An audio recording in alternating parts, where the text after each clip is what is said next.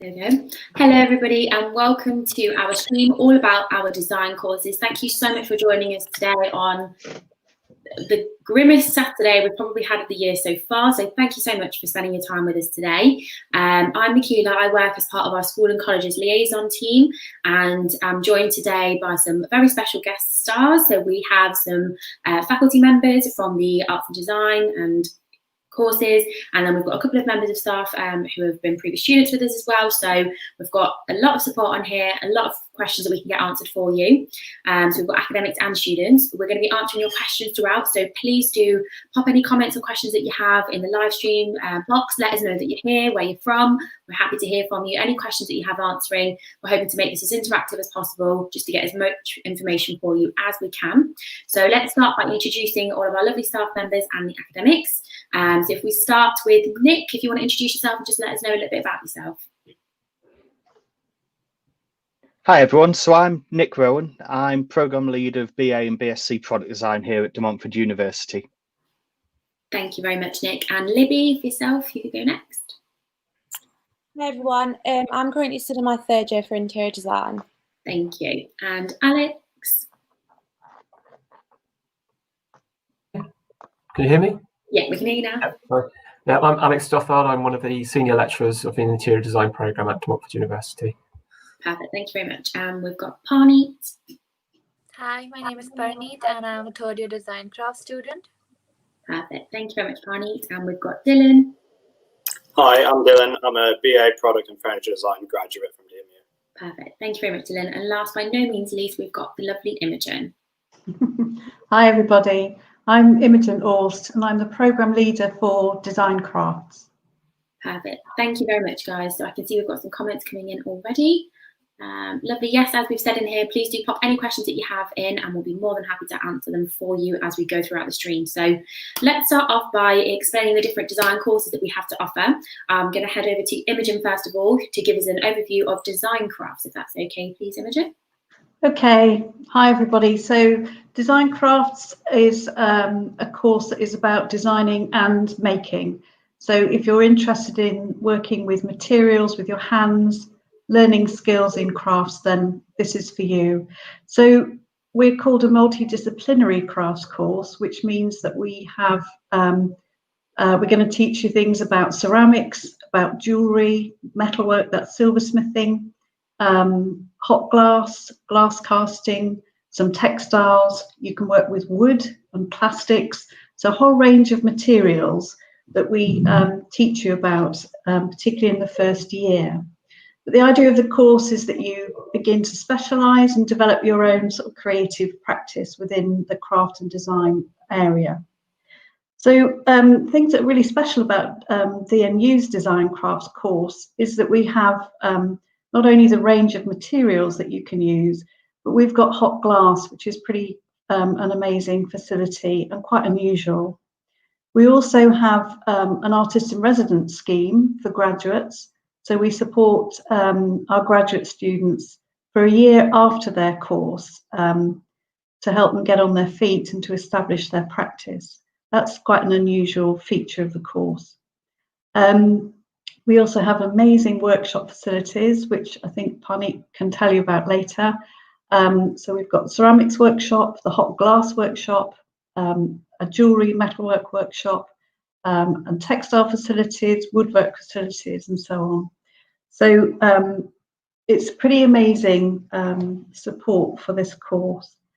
You're going to learn about sort of traditional handmade processes and how to make things with your hands, but also with machines and also digital technologies as well. We work with industry, so the craft industry, but also with people like Sainsbury's, Home and Argos. We won live projects with them. Wedgwood we've worked with before, but also with established small craft practices like Sue Pryke, who's local to Leicester here.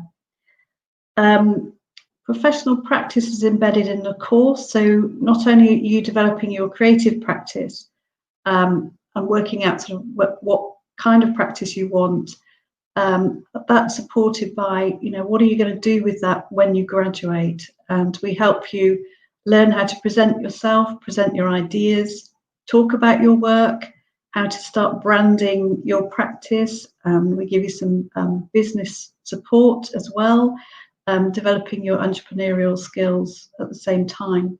So there's lots of things that feed into the course. Also, there's an amount of writing, so you write an essay each year.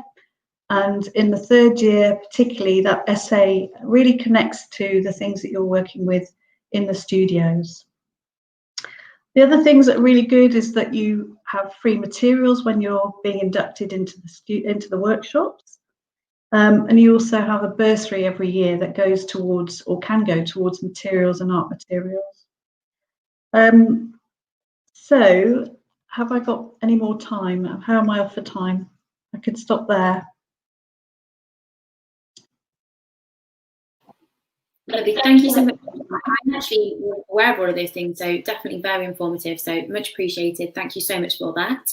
We're now going to head over to Alex, who's going to give us a little bit of an insight into what you can get to with interior design, if that's okay. Okay, so we are the interior design programme. We call it interior design, but our sort of sub heading is spatial design, interior architecture. So we are the design of space, not the decoration of space on its own. So we're actually challenging, pushing boundaries in the built environment. We use existing spaces to reimagine new buildings, which could be anything from a factory to a modern build. The course is structured, so each student will undertake 5 design modules, so it would be 2 in your first year, 2 in your second year, and we have a larger module in your third year. The first year is predominantly a skills and knowledge-based year, so we do quite a lot of work with you to develop practice and confidence in communication techniques. So that might be hand drawing, it may be model making, manual technical drawing skills, which we call drafting. We also start introducing the CAD packages as well. So the idea is that you learn quite a lot of new skills, understand the basics and foundations of design your first year before progressing on to your year 2 and 3 to build on these skills later. In the second year, we divide the year group into 6, sorry, I'm just losing my voice a bit, into 6 pathway projects. So these would be leisure and hospitality, living and residential, promotional events, retail, and exhibition and performance. Students will have a choice of term 1 or term 2, and all students will be able to take a different pathway each year group. You'll have the opportunity to work on short life projects as well, which are incorporated into the structure of the programme. We also have other design challenges and projects as well. Is it okay if I just take a second? Yeah, of course, no worries at all. What we'll do in the meanwhile, once we let Alex grab a drink of water, is we'll answer a question that we've had just come into the comments. So I'm just going to pull this up. It's from another Alex here, which is, would you recommend doing a foundation course first if you don't know what path you want to take? For example, product design, graphic design, crafts, and art and design as a whole. Does anyone have any advice on this one? Sorry. Thanks, Imogen. Yes, I think it's really good to do a foundation course first. I mean, not everybody does, but I think it gives you a really good grounding in art and design, but design processes, and it sort of prepares you really well for whichever course you do take in the end.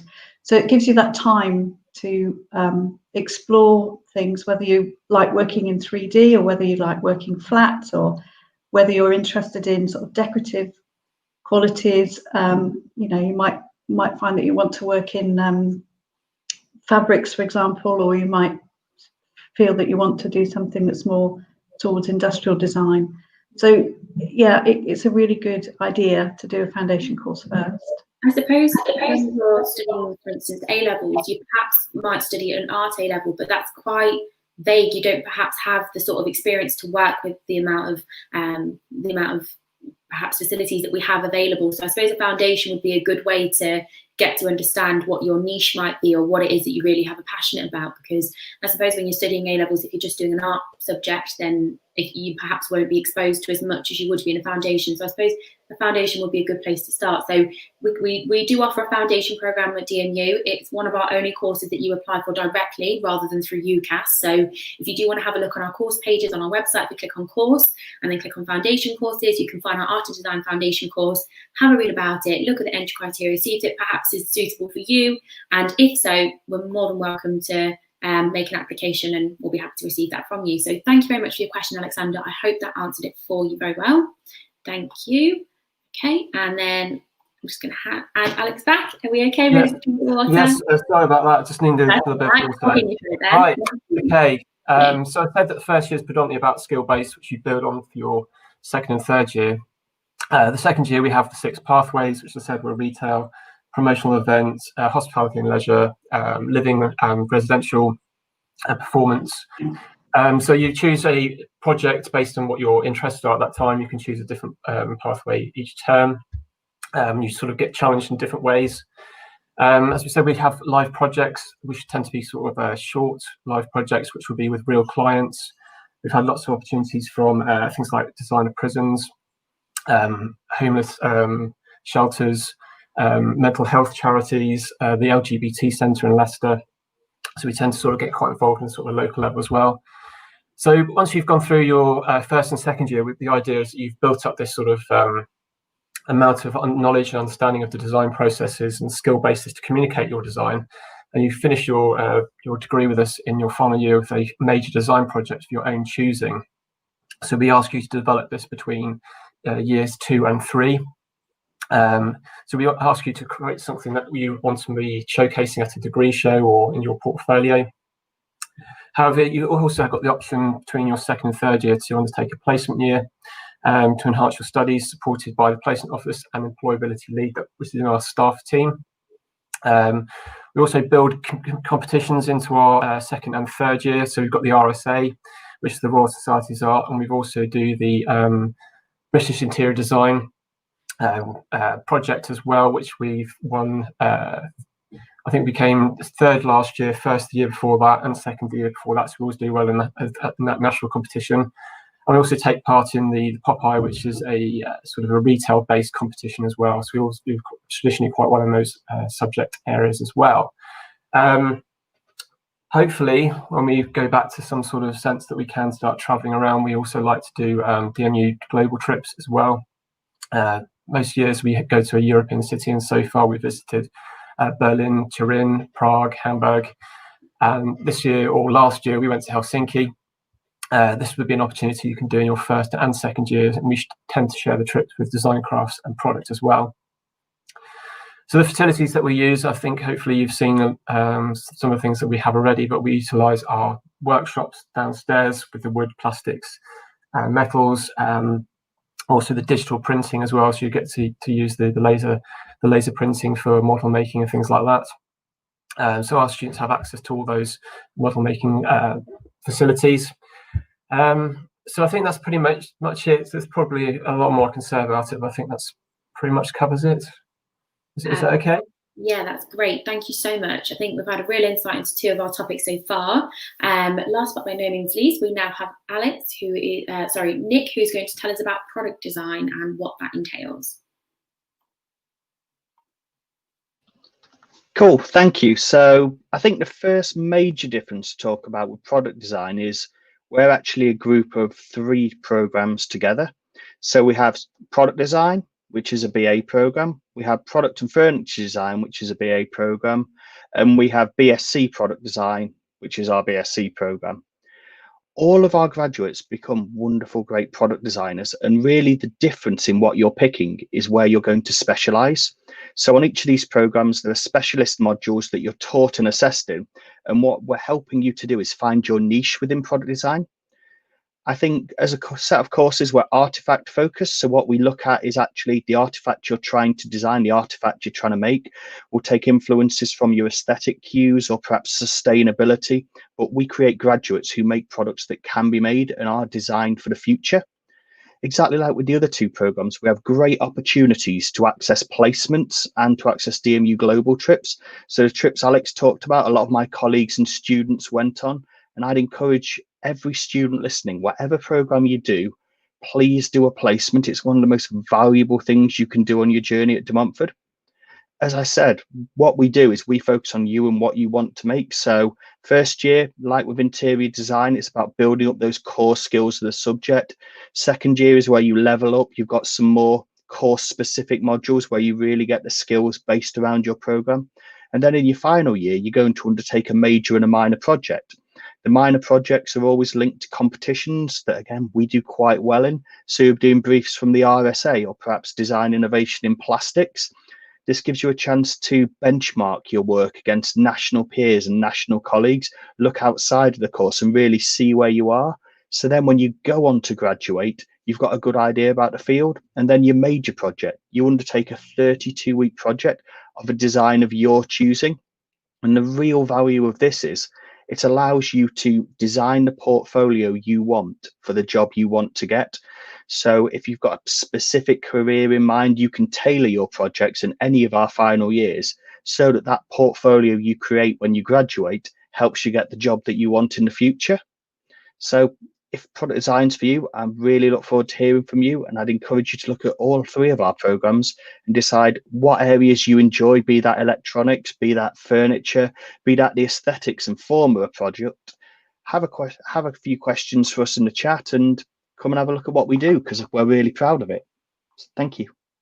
Perfect. Thank you so much, Nick. I think just to reiterate, I think one of the best things about DMU is the amount of support you get towards your career. It's not just about the 3 years that you're there studying for. We do want to encourage you to think about your prospects after university. And as we say, there are so many opportunities to get involved in, such as trips abroad, placements. There's endless support at DMU. So we do create graduates who aren't just sat there for 3 years studying the academic side. We think about the wider picture and what's going to happen after, because at the end of the day, that is what you've come to university for. As much as you're there to learn, you want a university that's going to set you up for a career in the long term. And that's one of the things that we're most passionate about. You can hear it in everything that's been said so far. Everything is tailored towards building a portfolio, getting you those experiences that you're going to need in the industry. All of these are going to give you things to talk about in interviews when you have to mention your experiences that you've had. If you've just sat there in the library for 3 years, you're not going to have too much to talk about, but you really can get involved in so many great opportunities that are just really going to set you up for the future. So definitely do look into the opportunities that we have, and we'll definitely support you here. I think next we're going to head over to some of our students or previous students that have been with us, just to get an insight into their perspective and their experiences as part of this particular faculty at DMU. So if we're going to start off with Parneet, I believe, can you tell us why you chose to study design crafts, and what has been one of your highlights of your DMU experience? Yeah, so I chose design crafts because I've always loved working with different materials and how sustainable something can be, or how it can add to the aesthetic of the room. So when I looked at design crafts and the facilities DMU offered, I instantly knew this was what I wanted to do. So I think I've obviously enjoyed working in the workshops because it's gaining so many different skills at once. But the thing that's my highlight is the guest lectures we have, because we've had speakers like Jonathan Keep and, as Imogen said, Sue Reich, who was also one of the judges in the pottery throwdown last year. So it's just great to get an insight on how people are in the industry and from where they started and where they are now. I don't think I would have gotten it anywhere else, like if I was back home.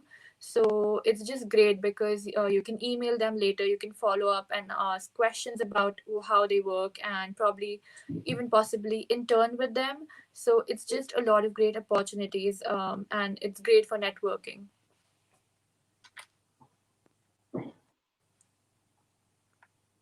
Perfect. Thank you so much for that, Parneet. We're now going to head over to Libby and Dylan, who are going to tell us a bit about their experiences at DMU. We're going to go for ladies first. So Libby, if we could welcome you first, if that's okay. Hi everyone. For me, it would be the support throughout the teachers and the deadlines and their enthusiasm for the course. That definitely helped me learn and develop my skills as a designer. And also the friends I've made, because obviously there'll be different people coming from different areas, and it gives you a much bigger chance to make new friends. And definitely there's facilities throughout the campus. Although the VJ Patel building is beautiful, there's other buildings throughout the campus that is also amazing, like the SU. There's like the design shop as well that you can go and get your materials from, and support throughout the whole campus as well. So that was one of the reasons that I like studying at DMU, because as a campus we're like as one, so it's quite nice. Thank you. Perfect, thank you. Yeah, lovely. So unfortunately, we can't welcome you onto campus today, but I know that there are campus tours going on throughout the day. So do please have a look and see the facilities in our wider campus. But we'll definitely be playing you some highlights of our very famous VJ Patel building in just a moment. I'm going to now head over to, last but not least, Dylan, and he's going to give us a bit more information about his experience at DMU. Yeah, so my experience at DMU, when I originally was looking, so when I was in sixth form and I was looking at universities, I remember coming for an open day at DMU, and one of the main reasons why it was sold to me and why I was really excited to put it as my first choice was mostly just because at the time of the open day, all these many years ago, the VJ Patel was still in construction. And when I went there, they just happened to have one row of workshops that they said you could have a look at. And it was just unbelievable. And that really was leaps and bounds compared to any other university that I went to visit when I was looking for universities. And that's kind of what really sold me. And I'm definitely glad I made that decision, because throughout the entire time of doing my undergrad, that's been the main kind of the key characteristic I would take away from studying at DMU. I'd say is the fact that it's just a really holistic approach to kind of facilitate that creative freedom. So you're able to sit up in the studio and do your work, and there's workshops just below you. It's not like a trek across campus or anything like that. And within these workshops as well, which is obviously with design and art courses, is very heavily focused on not as much writing and a lot more hands-on kind of things. And with the workshops being so excellent, it's really useful, because not only is it, you have a nice big workshop space, industrial standard equipment, but you also have really excellent technicians and staff members that are super approachable and so friendly that you can ask them for their opinions on things. You can ask them for their thoughts, because they are the experts and you're the student. And at the end of the day, that's the kind of relationship you want. You don't want to have to feel intimidated by staff members or by technicians. And that's something that I found at my time in product design, that really able to just go and speak to technicians and get their advice about something. So, for example, I did product and furniture in my undergrad.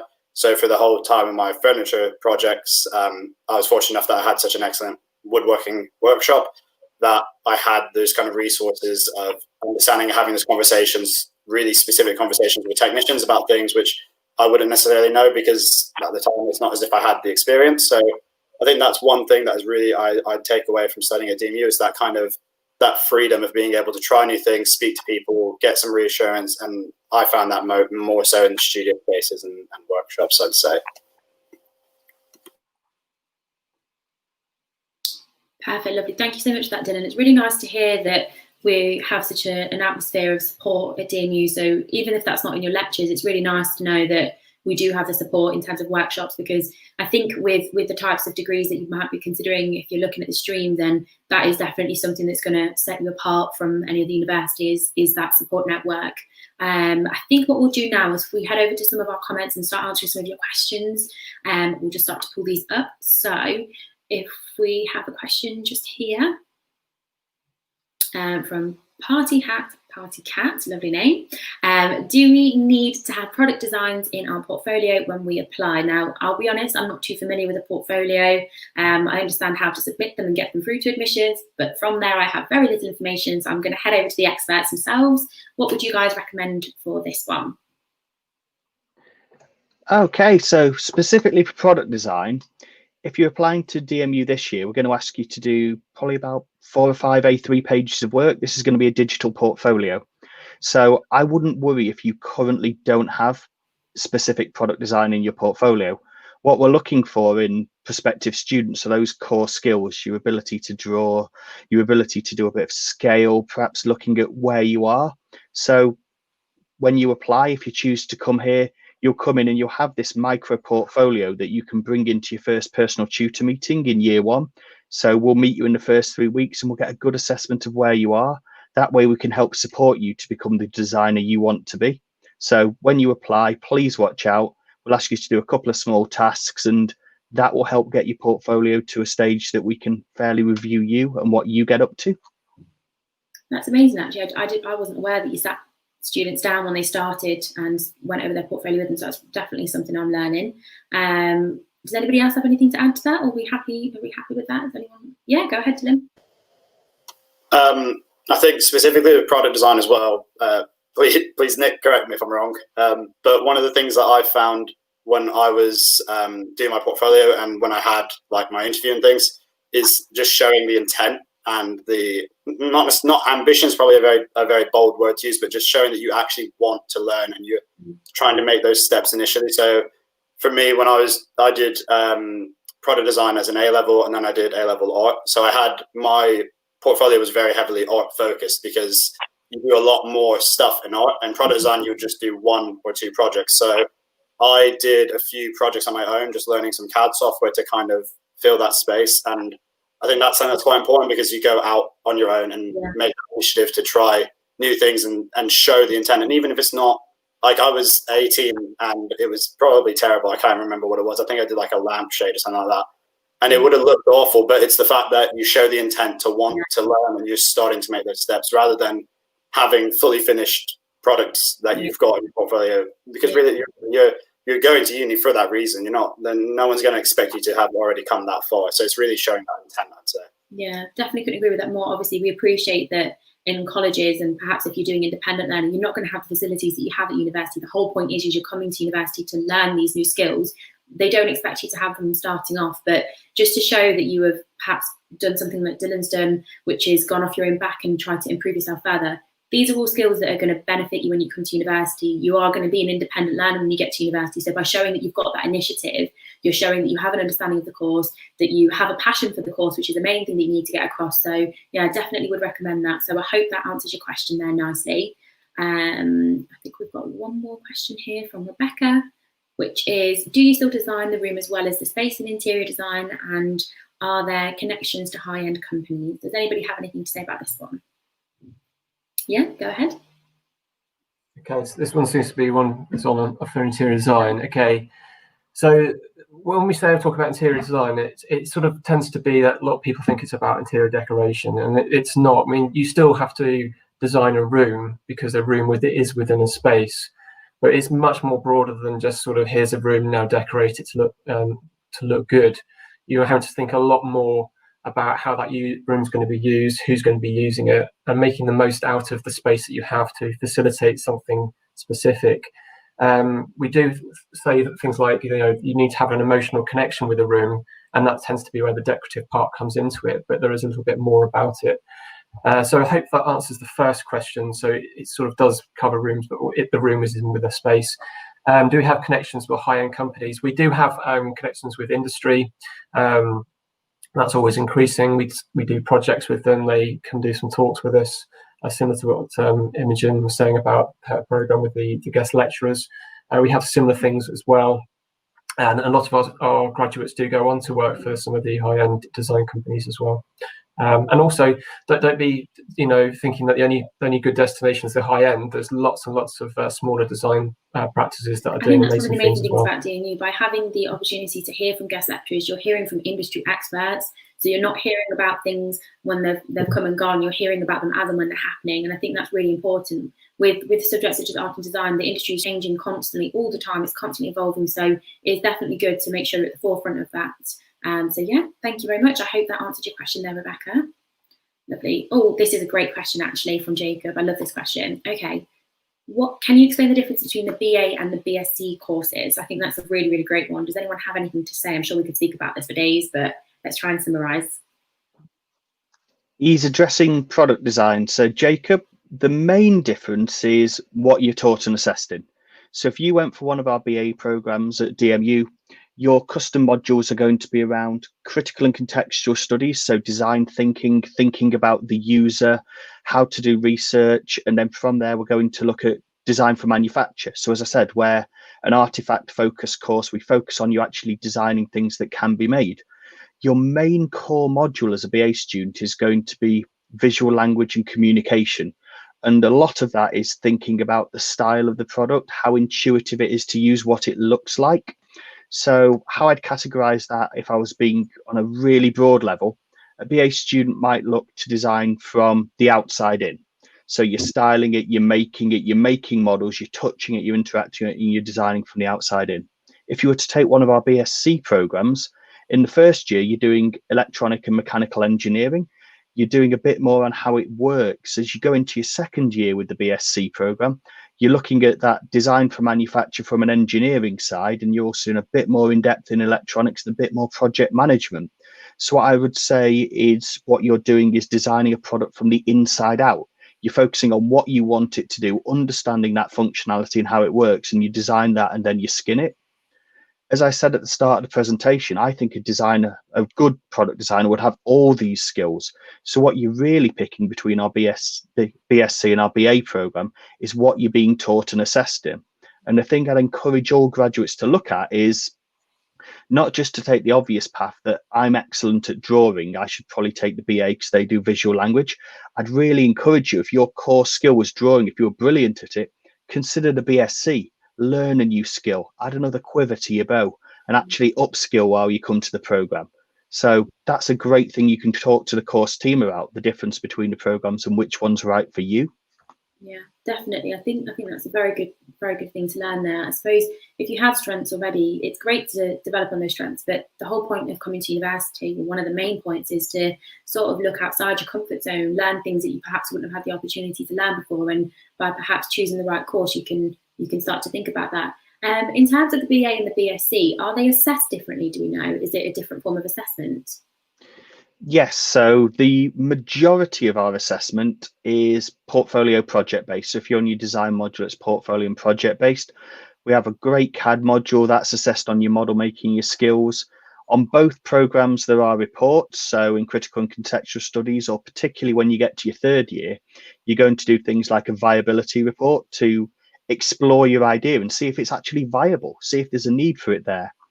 The only course that has some exams on is the BSc course, but they're I think they're a small element at first year, one at second year, and there's none at third year.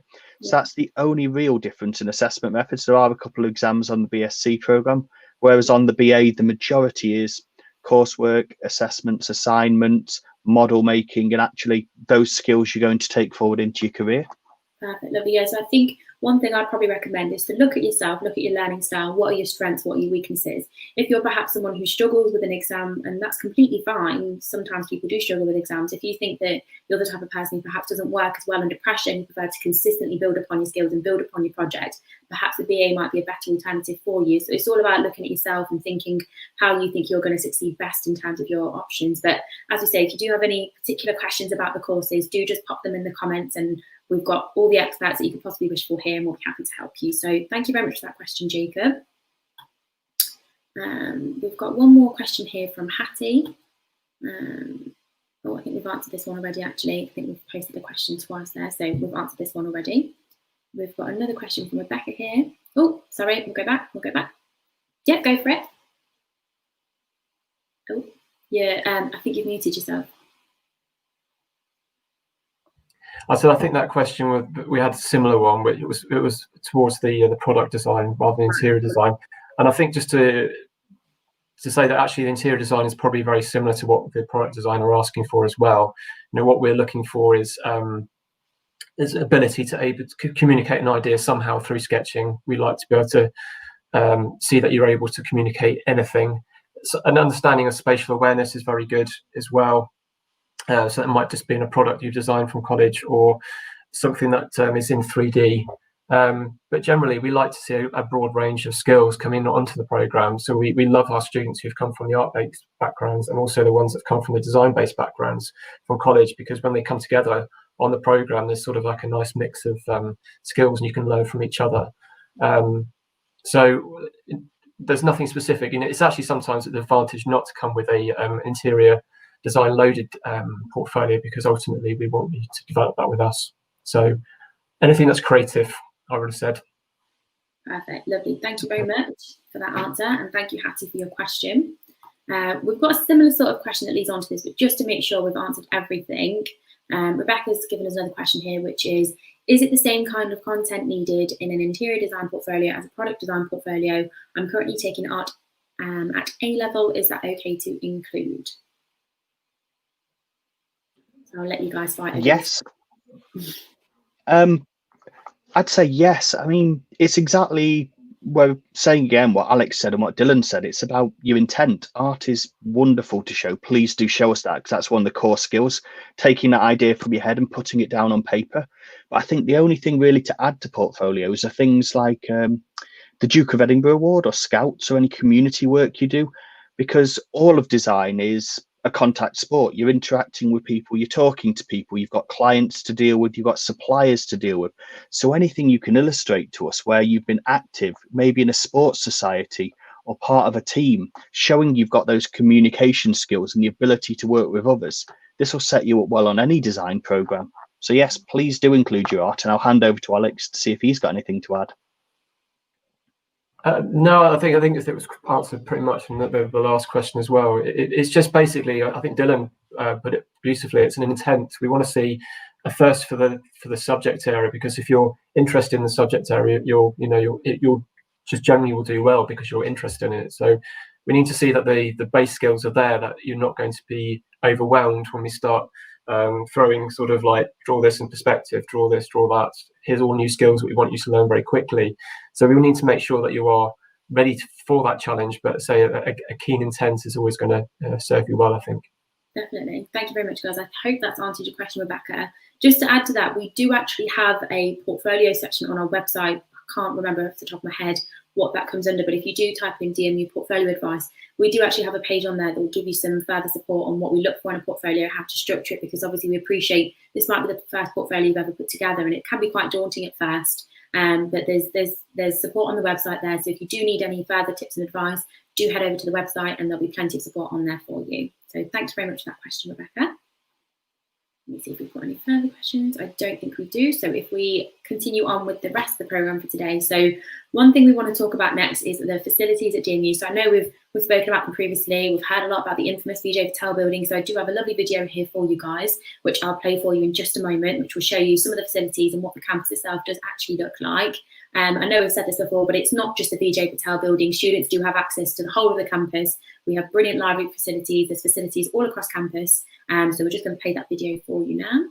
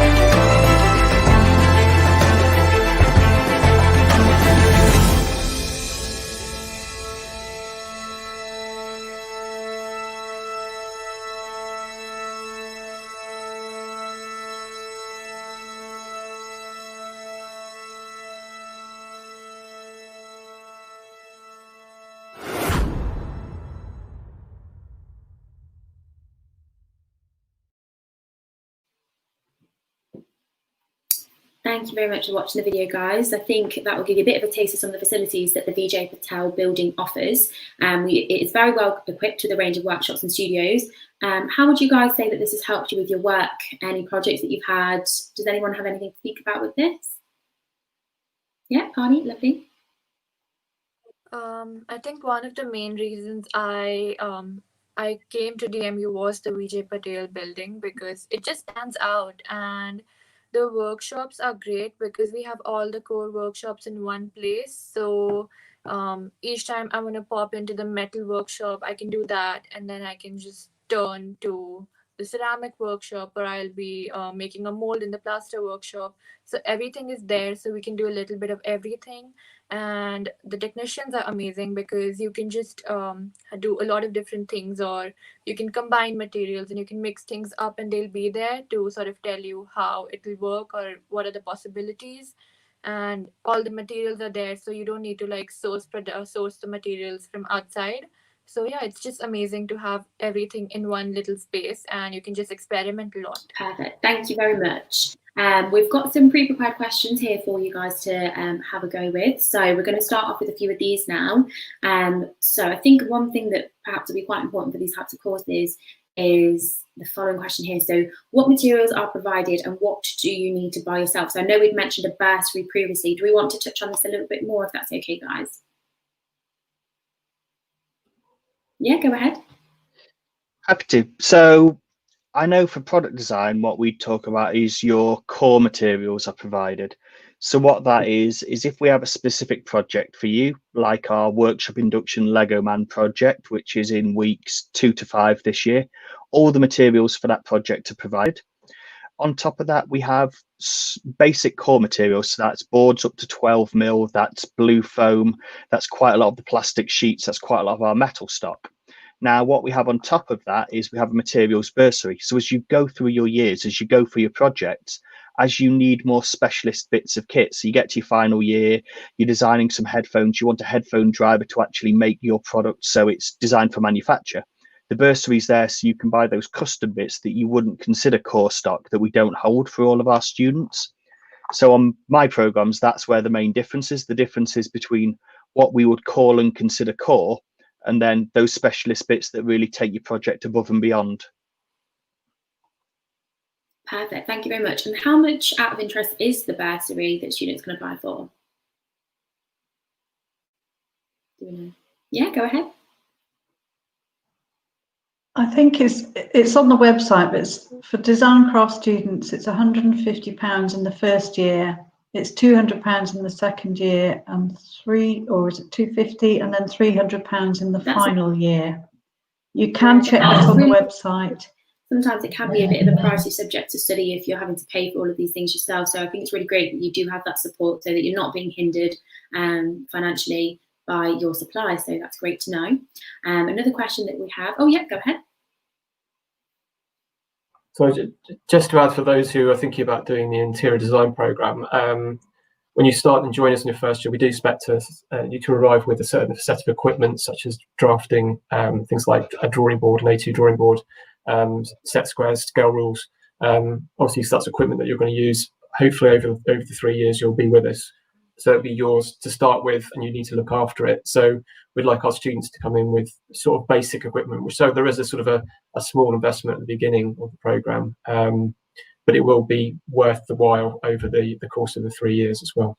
Yeah, definitely. And I suppose if you're using them in the long term with your career to go ahead of you, so it's really an investment piece. It might sound like a lot of money to spend in the beginning, but if it's something that you're going to be using for years to come, I think it's worthwhile investing in some equipment that's going to last you for a while as well. So thank you for that.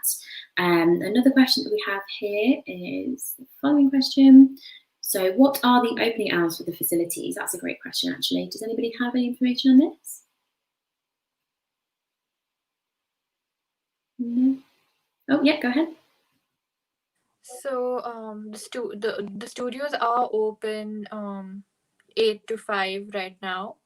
But they do extend obviously to midnight when we go like later in the year, and the workshops are open till 5 again, but hopefully, like, obviously because we have the pandemic, we may not have the late night access, but usually after November, we get to access it till 8 p.m. as well, all weekdays, Definitely. which is That's great. great to know. Obviously, we do have to make some reasonable adjustments just to consider the safety of our students and staff. So yes, we have had to make some adjustments because of the situation that we're currently in. But ordinarily, if you are a late night worker, that should be fine. We can normally facilitate for this, and I'm sure we'll make adjustments as we go along, as and when we can do so. So thank you very much. I think we've got another comment that's just come in.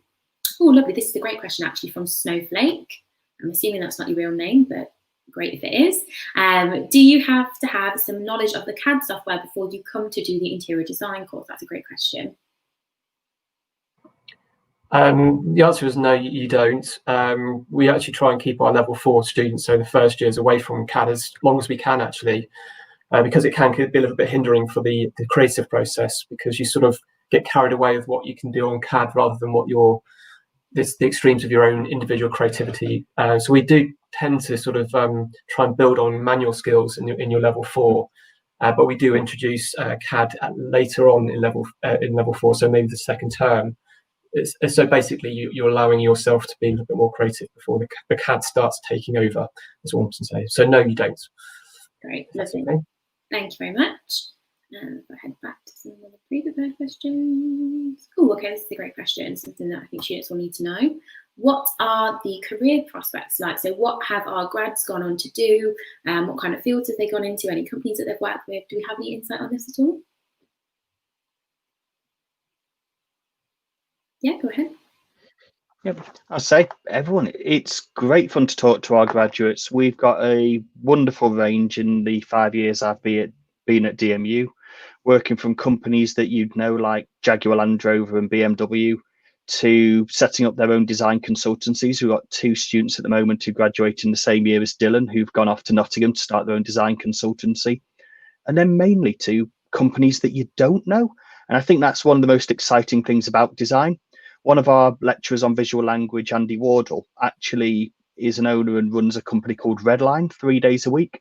And I doubt any of you, our prospective students, will have heard of Redline, but Redline design and actually make the clay mock-ups for all of Triumph's motorbikes.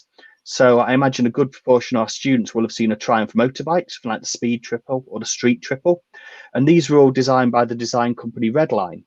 We've also had students who've gone on to work for wonderful consultancies like Cambridge Consultants, which is in the Times top 50 companies to work for in Britain. They're wonderful. They've got an on-site canteen, but again, they're not necessarily companies you'd heard of, but they've made a lot of products that you'd know.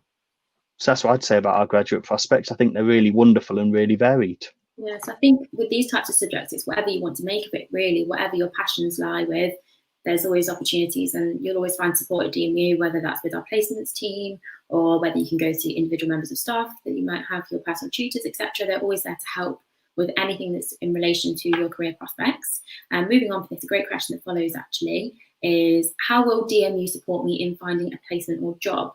Do any of our current students have anything to say about this? How have you guys been supported whilst you've been at DMU? Yeah, go ahead. So during second year, I looked at a placement, and they actually have a placement office. So you can book an appointment and like do online, ring up or whatever, and they support you with like your cover letters, portfolios, and they just kind of go for everything to make sure you've got everything within it. They help you write the cover letter as well to send off, and the CVs as well. And you can kind of like send it back and forth. So if you don't know when you've made an error, and they can send it back and be like, add this in and stuff like that. So that definitely helps, because they support you throughout all of the process as well. There's a lot of support in place. Does anybody else have anything to add to that one? Yeah, go ahead. If we go Pani first, ladies first. So we have, like she said, we obviously have the placement teams as well, but what's good is that we have a professional debut module as well. So that really helps, because we are getting our CV ready, our resume ready, and we're looking at jobs as well. So we have specific time that we devote to these things before we graduate. So we have our material ready to send out. So that's helpful, because we can still do this and we can have it done before we graduate. So we have some form of advice from the tutors itself. So that comes out to be really helpful in the long term. Perfect, lovely. Thank you, Pani. And Alex, I believe you had something to add there. No, actually, you just covered actually what I was about to say, that we do build employability into the structure of the program as well, to sort of help you build CVs, portfolios, look for placements, and ultimately look for graduate positions. So it's already been said, it's built into the program. Perfect, lovely. Thank you very much. And then another question here. So how much choice do you get with modules? That's a great question. Does anyone have anything to add to this one? Yeah, go ahead. Lily first and Dylan afterwards. So in second year, when you do your pathways, you choose like 3 different. Well, you're doing like an order, so 1 to 5, and you put like the one that you want to do first at the beginning, and then obviously the one at the end that you're not too interested in. And the tutors like work around and see which one they can give you, because obviously there's a lot of other students. So for my first one, I did promotional events, but I wanted to do leisure first, but having the like chance to do promotional events actually gave you like a wider like interest into it. Like I had never done it before, so it allowed me to learn new things. And then you choose another one, and then I got leisure. But then for your third year, for the MDP like major design project, you choose whatever you want to do. So whether that's like leisure, retail, or anything like that. So most of the modules are quite like up to you what you want to do, and the tutors will be there to support like your decisions and help you finalise them. Yeah, and stuff. lovely. Dylan, you have something to add there? Yeah, I can't 100% say what it's like now, but when I assume it's still the same. But when I did my undergrad, I actually started off as just product design, and then throughout my first year, I had a lot more interest in furniture design, but my degree was obviously just product. And then when it came to second year, I was just kind of given the opportunity to do a furniture project, and so switch to product and furniture. And it wasn't as if it was like a lot of paper. It was literally like one form that I had to fill out. And I had the ease of just, because I had an interest in it, and I kind of just thought, well, I'd rather do product and furniture and take the furniture module if I had the option to. And it was quite straightforward, because again, the course leader, program leader, I'm not sure what his title is, but Stuart, at the time, he was just kind of facilitating of it, because he said, well, if you have an interest in it, regret not choosing a furniture module. But within product design, I'm not, because the modules are a little bit more core, I think, than other subjects. I don't think there's as much of a choice, and more so in third year as well. Obviously, you have your minor and your major, and your major is where you get literally all the freedom you could possibly want. I think that's the great thing about higher education versus traditional studying. So when you're studying your BTEC, A levels, or what it is that you're studying, it's a very set criteria. You have to follow along what they need you to learn. You learn A to Z, and you go ahead. But I think the great thing about university is that, as Dylan said, obviously you're exposed to new experiences whilst you're at university, and you perhaps might think of something that will be exposed to something in a module that you've never even heard of before. And I think the great thing is that you can make it what it is that you want it to be. So I think that's one of the best things about university, is that it is very much whatever you put in, you'll get out. If you want to learn new things, if you want to pick up new skills, as Libby said, obviously she ended up studying a module that perhaps wasn't her first choice, but she ended up learning perhaps more than she thought she would. So I do think it's very great to pick up these new skills, and as long as you're willing to put in that extra work and go that extra mile and challenge yourself further, you'll become a completely different person potentially by the end of it than when you started. So yeah, it's really great that you do have the option to choose some of your modules. This is a great question, actually. So I know we've touched upon this slightly previously in terms of the fact that some of our lecturers are actually industry experts, and they do work within the field, and they have their own companies. What kind of expertise do the teaching staff have, considering we have a couple of them here? What would you guys like to say about this? Yeah, go ahead. Sorry.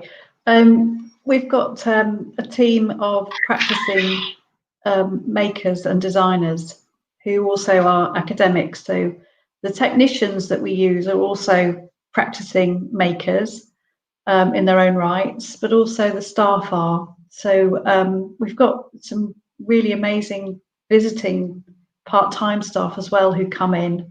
So someone like Tina Lilienthal, who's a German but lives in London, jewellery stroke fashion designer, who runs her own jewellery making workshop and global business, also teaches at London School of Fashion. So, you know, we're really, really lucky to have people like that who want to come and engage with our students and our programme. So, I mean, Rajesh Gogna, who's our second year tutor, is an amazing silversmith who has an international global reaching reputation. So, you know, we're very lucky that we have staff and technicians who are all engaged in what we're doing in our creative practices. Yeah, so we're not exactly learning from the industry experts, very much so. They are people that are at the forefront of the industry, so we're very fortunate to have the staff that we do and the experiences that you can get from them. I think that's everything that we've got time for today, guys. So it's been really great to have you all. Thank you so much for your questions, and thank you to our lovely participants for all their input. I hope this has given you a bit of an insight into the ADH faculty and perhaps given you a bit of food for thought in terms of what you want to do with moving forward with your university applications. I hope we've answered all of your questions. If you do have any further questions regarding perhaps entry criteria or anything like that, please remember that we do have our lovely admissions team available who can answer any specific questions that you might have. And thank you very much for your time, and I hope you enjoy the rest of your days. Bye, guys.